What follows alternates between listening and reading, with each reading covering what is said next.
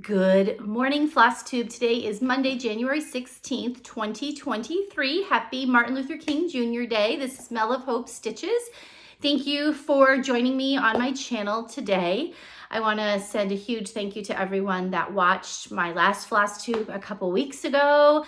I had taken quite a hiatus, had started filming about a year ago and then completely stopped, and life has just been busy. But part of my goals this year is to come on to Flosstube more often. My whole premise for having this channel is to give back to the cross-stitch community. Our world is a crazy place, and I don't know about the rest of you, but I would much rather watch Flosstubes on YouTube these days than put anything else on my television.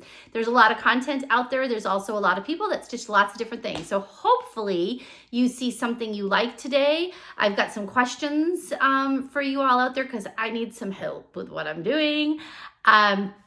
So sit back, enjoy, relax, and hopefully you'll find some joy and maybe a little enabling in the session. The past few weeks have been busy. I'm excited to have a little bit of time today to film. It is so dreary and rainy here in Arizona, but you know what? I'll take the dreariness and the rain over the horrific weather conditions that are around this country, and my heart goes out to folks that are battling those, and hopefully things will get better soon. Work has been busy. I wish I could say I stitch every night, but some days I just get home and I'm so tired that I can't, but I'm working on that. Today, I would love to share with you some finishes, some works in progress, some plans, and some haul. There's not a lot in any of those categories, so it'll probably be a pretty short video, and I do have a couple questions for you guys along the way. So if you watched my last Flosstube, I talked about the fact that I wasn't sure if I was going to do WIPGO this year, and that before I started some new starts, I really wanted to get a couple more finishes. I don't have a ton of WIPs. I have under 10, but life is full of pressure, and this is my hobby, and I don't want to create an undue pressure within my hobby for myself. That's not what it's about. So sometimes I've got to reel it back in and say, let me get some finishes so I can enjoy these things in my home. So the few things that I've gotten finished were, I did finish the Religious Trio from Primrose Cottage, and I did it on the 25 count mushroom Lugana that you can purchase from them. And of course I've got a few little glitches in there because, you know, I feel like it's a craft and we all put our little nuances in there, and sometimes we put them in intentionally and sometimes they're in there unintentionally. And I think about when I was a little girl and we looked at Amish quilts, and I learned that every Amish quilter would make a little mistake on purpose, and that was their signature. So you knew it was their quilt. And so I've always been like, okay, maybe I'm making my signature on purpose, and maybe it's just a little unintentional, but it's there. So this is Come Adore, Come Let Us Adore Him. And I used similar colors to the called for colors, but these are sulkies that I had. I did Peace on Earth, and then the one that I did not have finished last time that I just finished up was Silent Night. My plan, and I have a lot of extra Lugana on this, and this was heavenly Lugana to stitch on. I may do a couple more of these for gifts for next year in some of the spots, and these ones are going to be pillows. I'm going to make a doable that is going to go near my nativity at Christmas time. So these are definitely going to go into a doable, so I need to fully finish them, but at least I have a plan for how I'm going to fully finish them, because I still, my friends, have not fully finished anything, so I'm going to get on that soon. Another finish I had is the Serenity Prayer from Erika Michaels. And again, I did this on a mystery piece of Bestitch Me fabric in 20 count, and I used sulkies in similar colors to create this. And I love the variegation in the green. If you look at that again, you can see the lights and the darks in that sulky, and it just is beautiful. This is meant to be one of those real tiny stitches on gauze. And I was gifted this pattern from Danielle from Love and Stitches. Thank you again. I was afraid to do the 40 count gauze because I'm more of an Aida and like a 28 count even weave, 28 count linen person. I have done 30 count linen. And I really want to have this up in a bigger manner that I can pray with it. So I've got to finish it. I'm not quite sure how yet, but at least the stitching is completed. My last finish for this is He's a Flake, and it's a Country Cottage Needleworks all dolled up pattern. That is an older pattern, and I was doing this as a He's Flaky Sal with some friends from StitchCon, and I finished it up because I literally had you know, his face and some details and the beads. So this is done on a piece of 28 count Starry Night linen that I had picked up at, where did I pick this up? Vegas at Stitcher's Paradise. How can I forget the name of that beautiful place? And it is just a piece of linen. I loved the color. I used some of the called for in this and some other ones that I had in my stash of fancy floss. What was a new endeavor for me was the beading. So I'm going to show you again. Sorry, I'm flashing this a lot. But you can see the beads in here. And this is the first time I've ever done beading. And I've purchased one of Nora Corbert's, actually I've purchased two now, her Christmas couriers. And I really want to start Blitzen in the future. I'm going to get a couple more things done, and then Blitzen is coming on deck. And that has a lot of beading. So I was excited that this one had a tiny bit of beading so I could practice and learn it a little bit. So I got my beads down at the Attic and Mesa. They did not have the called for bead. So instead I purchased the Mill Hill Magnifica glass beads, number 10036. And I bought this at Michael's. I think it was Michael's or Joann's. I'm not sure, one of the two. And I taped the little top of the beads on there. So now I have some bead storage. So let the fun of beading begin, right? I was unsure of how to bead. I mean, I knew kind of how to bead. I watched an amazing lady do it at StitchCon last year, but I really wanted to watch a few videos. So I dabbled and watched a few out there, and there's lots of different theories on beading. The method that I chose to use was to go in from the bottom, like you're going to make your X, go through the bead and go back down. So hole A into hole B. Then I came up hole C like I was going to complete the X. But instead of going through the bead again, I went over the bead and then took my two pieces of floss and tucked them around each side of the bead and pulled tight.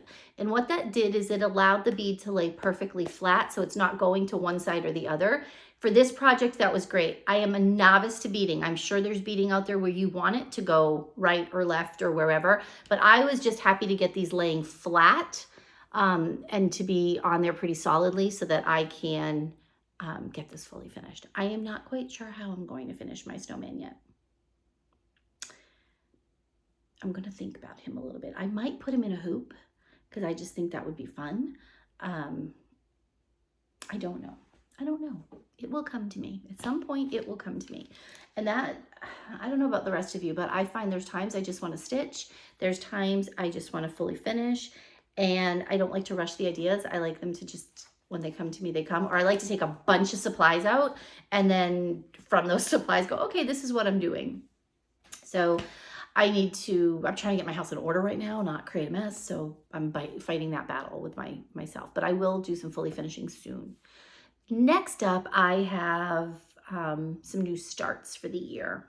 So the first new start I'd like to share with you is a new start for Lilli Violette's, and this is I want to say a French church, and it is called Practically Perfect in Every Way, and it's Mary Poppins, and I picked this up at Keepsakes last year, and my goal is to do a ton on it right now, and then have it to be near a finish when I go to StitchCon in June.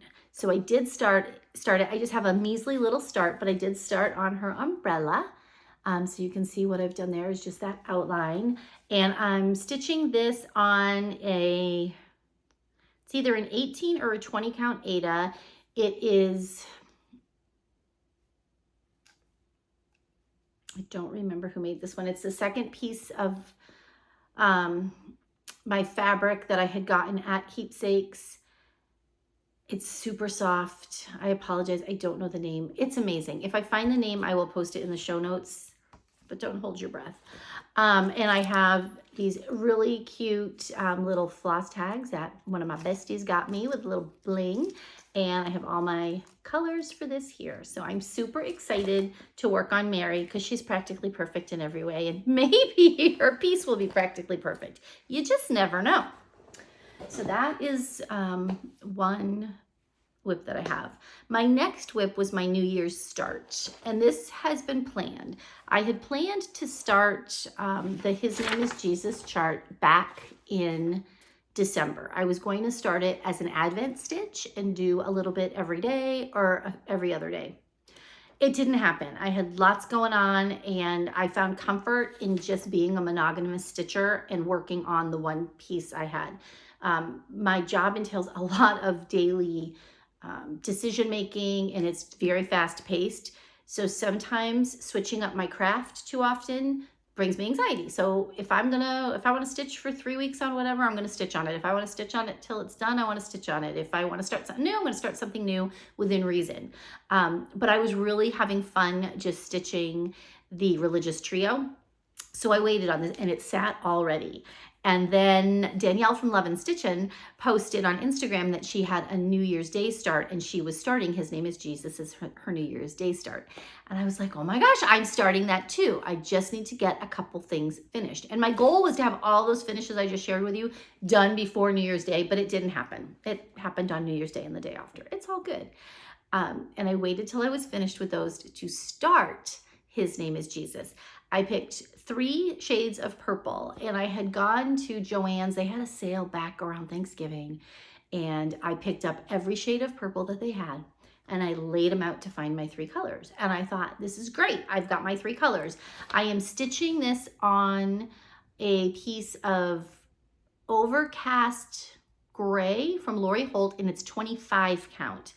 It's an even weave. And I think last time when I talked about this plan, I had said it was 28, but it is 25. This is my progress at this point. I talked about the colors a little bit because my original colors was my dark, my medium, and my light. As I was stitching, this was super hard to see when I was stitching. It just, the tones and the hues in it really match this gray so well that I was like, you know, is my eyesight really that bad? And then you can see it pretty good on the camera, but let me tell you, in real life, you really can't. And when you step away from it, it really fades into that gray. So I went back to my palette of purples, and I picked a new purple, which is King of Kings, and you can see that one better. So these were the 2 lightest colors. This one I will frog and restitch in this because you can see it much better, but I wanted to show the difference between them. And I had a viewer last time ask me my colors, and I did put them in. I responded to their comment, but I will share now. My colors I'm using are DMCs. My dark one that is going to be Prince of Peace once I move my Q-snap is number 550 DMC. Messiah, right here, is my medium floss, and that is number 208. And then my new light color, King of Kings, is 554. And that is what I'm going to use for my light one. So I have one more motif I get to do over here, or one more word name for Jesus, I should say, over here. Then I will move my Q-snap so I can finish this up and go down. This is driving me crazy that I can't get the whole name in the way my Q-snap is, but I want to move my Q-snap as little as possible. And this is just a dream to stitch. I'm really enjoying it. We've got a few people that have joined our SAL, and we have one amazing woman who every time she stitches, she's putting the meaning behind the name of Jesus. And I'm just really enjoying reading that and getting to know her through Instagram. So that's fun. So if you want to join in on this, it is a free chart. If you join the Joyful Expressions, if you get their newsletter, they will send you this free chart. They have it charted in 2 colorways, a blue and a mauve, but you can do whatever. There's lots out there. There's amazing colors. If you'd like to join our SAL, it is hashtag His Name is 2023 SAL. And we're just kind of all posting our progress when we get there and just having the joy in the journey with it. So that is that whip. So theoretically, that should be all my whips. However, I got the brilliant idea last week maybe on Thursday, that I wanted to stitch a gift for someone, and there's going to be a quick turnaround time. So I'm not going to share the pattern. I am going to share what I'm stitching, and I'll share the pattern at a later date when I get ready to gift this. But I chose to chose to find the pattern on Etsy, chose to start it, picked my fabric, picked my flosses. I think I've bit off more than I can chew, but I'm hoping I'm gonna make it. But this is what I have some questions on for you guys.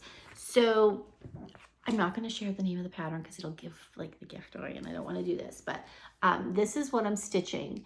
And I started with this, and this was a color change. It was supposed to be a neon blue, but I didn't think it would come out good, so I went with this deep red.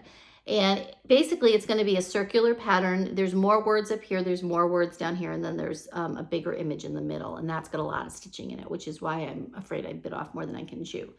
My big question for you is, this is a beautiful fabric I'm using. It is Color and Cotton Blue Velvet. It was the October fabric of the month with Lugana 28 count. I'm absolutely loving it. The feel of it is fantastic. I go between Aida, Lugana, and linen, but all within like that 28. Like I said, I've done linen to 32, I think, on my early American series. But everything else, I'm at the lower end. I'm never going to be a 40 count stitcher. It's just not me, and I'm good with that. My question for you is, this one is a little hard for me to see the holes. It's actually the first project I've ever had to use a magnifier on. So my question is, does Color and okay, let me back up a little further. I apologize. I love Color and Cotton. I have been in their floss club for a very long time. It took me a year to get into their fabric club. And when I did, I was just making that jump from Aidas over to the Luganas and the even weaves. And I thought, oh, I would love to get just some different colors in there. So that's why I picked the 28 count Lugana Club. I'm absolutely loving what I've been getting, but it is in my stash. I haven't stitched with it. This is the first time I've actually picked up the 28 count Lugana from Color and Cotton to stitch with. So my actual question is, does their fabric shrink so it's really hard to see the holes regardless of the color? Or am I needing the magnifier because my lighting has been terrible because we haven't had any sun and it is a deep color? If anybody can weigh in on that, I would appreciate it, because if there's, I know Forbidden Fiber Co. shrinks a lot. If Color and Cotton is that same way where it shrinks a lot, then I might switch over and get Aida from them. So if you have any words of advice on this Lugana, I would appreciate it, because I love the colors. I love the feel of it. It's beautiful to stitch with. It's just that it's hard for me to see. So that's my tale of woe there. Okay, that is all I have for what I've been working on this couple of weeks. I do have a couple plans. I think I had said in my last video that this past year was the first year our kids came home for Christmas, and it's just a different feel. It's a different season of life. It's all good. And I got the hankering that I want to start a tradition, which many of you already do, where you make ornaments for your kids. Well, I want to make ornaments for my grown kids. And I went to Bookman's. We have this really cool half off thrifty type store where people can bring things and trade. And I went there back in December, maybe November, I don't know, somewhere last year, but the tail end of last year.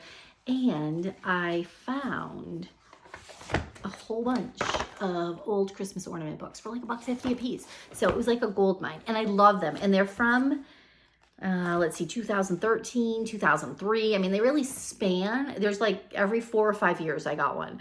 And what I love is you can see different designers that were in their heyday, some that were beginning then and are in their heyday now. So it's really neat. So I flagged a couple ornaments that I may try to make for my own kiddos. And I want to make them at this earlier part of the year and put them away so that when I bring out all of my things for the holidays, I can be like, oh my gosh, I have gifts already ready, yay! Because otherwise it'll be Christmas Eve and I'll be stitching. So my thoughts at this point are that I might, and I say might because I'm not 100% sold on it, I might make this little hut cocoa one here. They have it on a jar. I would make it into an ornament because my daughter loves hot cocoa. So that's one I might make. Another one I was thinking of for my son is this one here. And I would probably change it up to have some of his favorite colors. So that was in, what year is, I should probably tell you the year. This one is the 2004 Christmas Ornament magazine. The first one was from 2013. Another one that I absolutely loved was this dog down here because my youngest loves dogs. He is a healer. This doesn't really look like a healer, but I thought I could at least change the colors up and maybe change the ear a little bit to make it look like a healer. I don't know.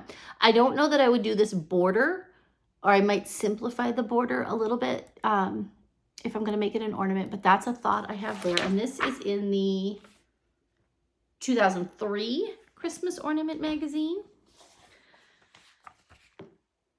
Another one I loved that I thought would be fun was Run, Run, Rudolph.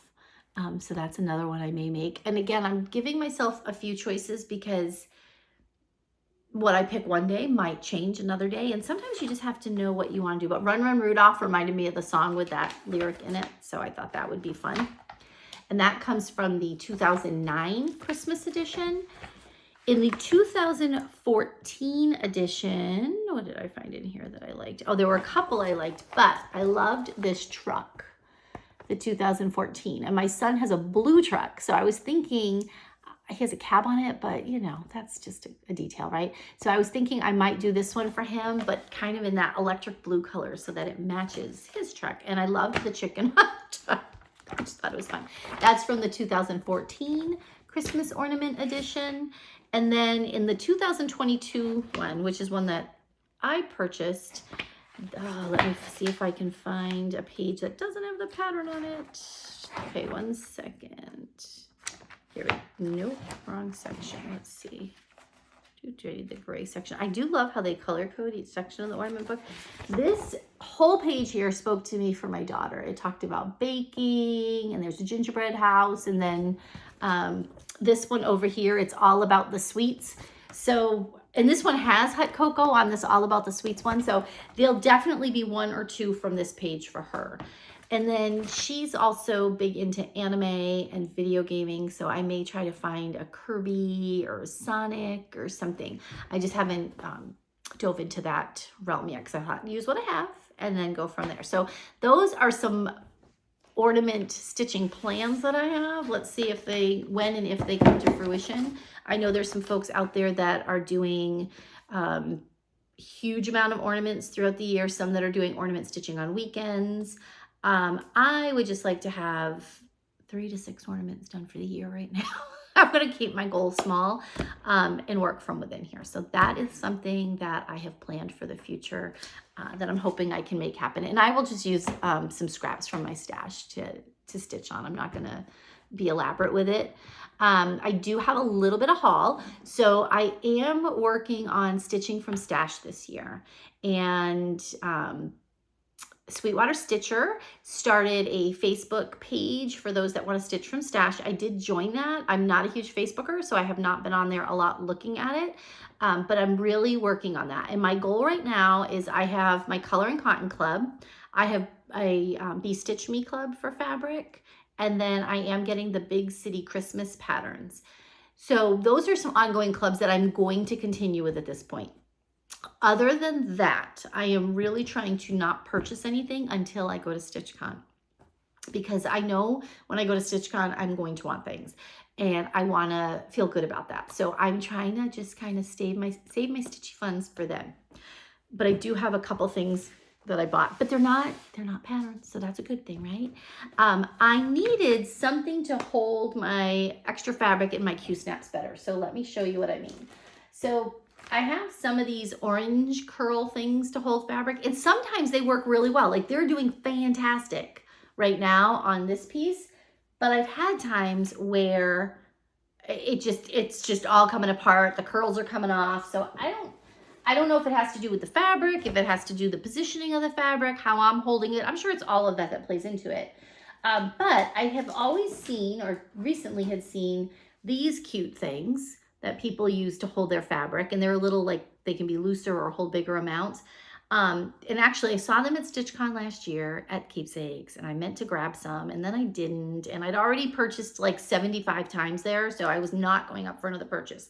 So I finally, you know, almost a year later, got on Amazon and got some. But what I love is look at how little these magnets are, and they're super, super strong. But I like that they're little because they're not taking up a ton of space on my project. So I got myself a package of those, and I want to say it was like $14. And I mean, I got a ton of them. So these are the ones I bought. Smart and Cool magnetic silicone ties. I don't know. It worked. There's 1, 2, 3, 4. There was 12 in there. So I didn't think that was bad, and I love the size of them. So I got those. And then I also on Amazon wanted something to help when I make small pillows, something to stabilize and help them to sit down a little further in the dough bowl so they're not flipping over, or if I want to put them in a tiered tray, I don't have to, you know, totally secure them from the sides. So I got myself some of the ground nut shells that are used for pin cushions. And this was about $7 or $8 on Amazon. They had two kinds. They had one that had a lavender scent and one that was unscented. I went for the unscented. I have not used this yet, but my thought is to place some, not to fill a pillow 100% with it, but to pack the bottom of a pillow with it, and then to put just your regular fluffy stuff on top of it. And I may make a pouch. So I might make a little pouch out of muslin that goes in so it does stay at the bottom and doesn't get mixed up in all the fluff. I haven't worked that out yet. I'll get there. But I am going to try it with that religious trio. That I've decided on. So at some point it'll get done and you'll get to see it. My last purchase was my Color and Cotton Club. So if you do not wish to see what came out from Color and Cotton for this month, please feel free to turn away, turn the volume down, turn it off, whatever works for you. But I am going to share it. I got this beautiful piece of snowy, you know what, let me take it out because it's just so gorgeous. It's called Snowy Pine, and it is that 28 count Lagana. And I'm hoping, you really can't see it here, shoots. It looks gray on the screen, but let me tell you, it is like the slightest hint of green instead of gray. And it's just beautiful. There is a pattern by Glendon. I think it's Glendon. And it's the Glendon Place. That's who it's by. And it has two reindeers and they're facing the evergreen trees. And I think it has some beading. I saw it at StitchCon last year. I saw it in somebody's Flosstube not too long ago. And it's on in my head on my wish list. I think it would look fantastic on this. So I'm kind of saving that piece for that. And then for my colors for the January club, I get all 10 skeins. So these were the first 5 colors. And these are the second 5 colors. And I just think they are fun for winter stitching, for Valentine's. I don't know, I just think they're really pretty colors. And I was excited to get them because there's a lot of difference within these ones. I like to get a variety. I don't want to get so many of the same shade in the same month. So I was excited to get those. Next month I may show you, or next Flosstube, which will probably be next month, I will show you how I store my hand-dyed floss, as well as what I'm working on for my DMC, because I'm working on a new storage for that. And I have a lot. And so at some point I may have to whittle my clubs, but I'm not ready to do that right now. I am enjoying them and I'm enjoying building my stash. I appreciate your time today. Thank you. If you stuck it out till the end, thank you, thank you, thank you. Please like and subscribe. I would really appreciate that. If you have any words of wisdom on that 28 blue velvet Lugana that I'm using, any tips and tricks to help me be able to see better, or if you've noticed, if you get that club, if you've noticed a tightness in the weave because of the hand dyeing, please let me know, because I'm going to continue getting their clubs. I love them. I'm enjoying them. Their color is just amazing. I get that club, and I also get the Bee Stitch Me One, and Brandy's never disappoints. Her stuff's amazing as well. And sometimes she has great grab bags on her website where you can get an Aida or a linen or an even weave grab bag for like $10, and they are fantastic. I don't know if she has any right now, folks, but I just know they're fantastic when they're out. I have a few of those and have thoroughly enjoyed them. My plans coming up are to finish this stitch. And yes, I said finish. I have a long way to go, but I'll be working on this one pretty diligently, but I do have to concentrate when I work on it. I'm going to work on Mary. Actually, I guess I'll probably be working on all 3 of these. I got a good hunk into, this is the day yesterday, so I probably will save that for next Sunday and work on that as my Sabbath stitch. And I'm going to continue to work on these 3. I actually get the opportunity today to go stitch with some stitchy friends for a little bit, which I'm super excited about. And I think Mary Poppins is going to come along with me. And those 3 are going to be my main focal points for the next couple weeks, especially this one, as long as the other person is not around, because it is going to be a gift. So that's going to be my focus, as well as hopefully getting some things fully finished if I have the time and if I feel motivated to do so. It will be happening soon. I really want to find a frame or something for that Serenity prayer. That's at the top of my list. I actually brought it with me yesterday when I went to Bookman's, hoping I would see something that I could repurpose, but I didn't see what I was looking for. And I find that happens a lot. It's like you know it when you see it, when you know it when you see it, whatever way that goes, but that's how it works for me. I enjoyed my time with you guys here today.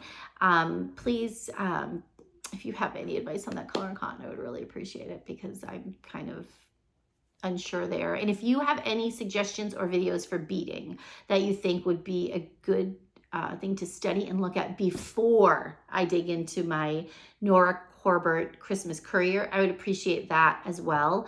That is probably going to be the next big start I will have, and I have a feeling that when I start it, I'm going to want to just keep working on it and working on it and working on it. We'll see. But that'll be my next big one when I get there. Have a great day. Enjoy. I hope you find some nice time for some solitude, some peace, and some stitching. And I will hopefully see you in the next 2 to 3 weeks. Thank you, Flosstube.